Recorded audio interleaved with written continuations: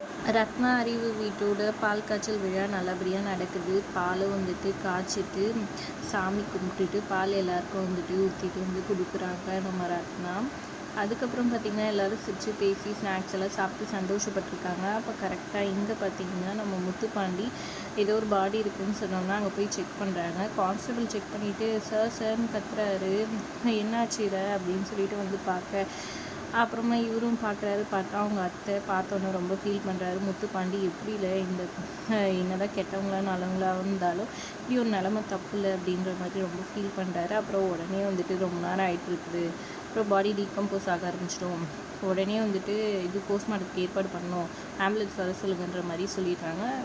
துணி போட்டு மூடி வைங்கன்னு சொல்கிறாங்க. அப்புறமா சண்முகத்துக்கு கால் பண்ணி இந்த மாதிரி பாண்டியம்மா இறந்து கிடக்குது, பாடி இங்கே கிடச்சிருக்குன்ற மாதிரி சொல்ல, நான் லொக்கேஷன் அனுப்புகிறேன் நீ உடனே வான்னு சொல்கிறாங்க. அப்படியே ஷாக் ஆகி போயிடுறாரு சண்முகம். உடனே இவரை கூப்பிட்டுக்கிட்டு கிளம்புறதுக்கு பார்க்குறாங்க. அப்போ பரணிக்கிட்டே இந்த மாதிரி உங்கள் அத்தை இறந்துச்சு, இந்த இடத்துல தான் பாடி கிடச்சிருக்கான்னு சொல்கிறாங்க. அதை கேட்டு அவங்களே ஷாக் ஆகிடுறாங்க. என்ன இது நான் போய் விசாரிச்சுட்டு வரேன், யார்கிட்டையும் எதுவும் சொல்ல வேணாம்னு சொல்லிடுறாங்க.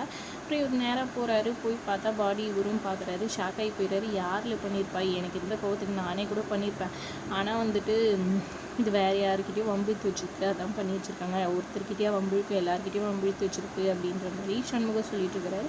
அப்புறம் கொஞ்ச நேரத்தான் கழுத்து கரெக்டாக வந்துட்டு சவுந்தரபாடின்னு நடிச்சுக்கிட்டே வராரு சுவானியும் கூட. அப்படியே வந்து அவங்க அக்காவை அழுதுகிட்டே பார்க்குற மாதிரி என்னை விட்டு போயிட்டேன்னு ஃபீல் பண்ணி அழுகிற மாதிரி இது பண்ணுறாங்க. அப்புறம் வந்துட்டு இது எல்லாத்துக்கும் காரணம் இவன் தான் சொல்லிட்டு சண்முகத்துக்கிட்ட வந்து வம்பு பண்ணுறாங்க.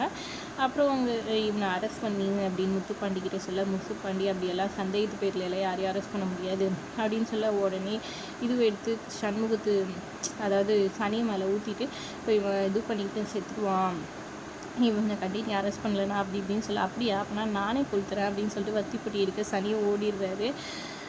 உடனே வந்துட்டு இங்கே பேர்ப்பா ஒழுங்காக போப்பா வீட்டுக்கு கிளம்பி அப்படின்னு சொல்லிடுறாங்க. சனியும் கூட அப்புறம் சண்முகத்து கூட வந்துட்டு இங்கே இவர் கிளம்பிடுறாரு சிவபாலன். யார் பண்ணியிருப்பா என்ன ஏதுன்ற மாதிரி யோசனையோடு இருக்காங்க. இங்கே பாண்டியம்மோட ஃபோட்டோ வச்சு வீட்டில் இது பண்ணிகிட்ருக்குறாங்க. அப்போ சவுந்தரபாண்டி அழுகிற மாதிரி நடிச்சு சீன் போட்டுட்ருக்கிறாரு. இங்கே பரணியும் ஃபீல் பண்ணிகிட்ருக்காங்க. அப்புறம் சாப்பாடெல்லாம் ஹோட்டலில் சொல்லிடலான்ற மாதிரி கணக்கு வழக்கெல்லாம் பார்த்துட்ருக்காங்க முத்துப்பாண்டியும் சிவபாலனும். அதோட எபிசோட் முடியுது.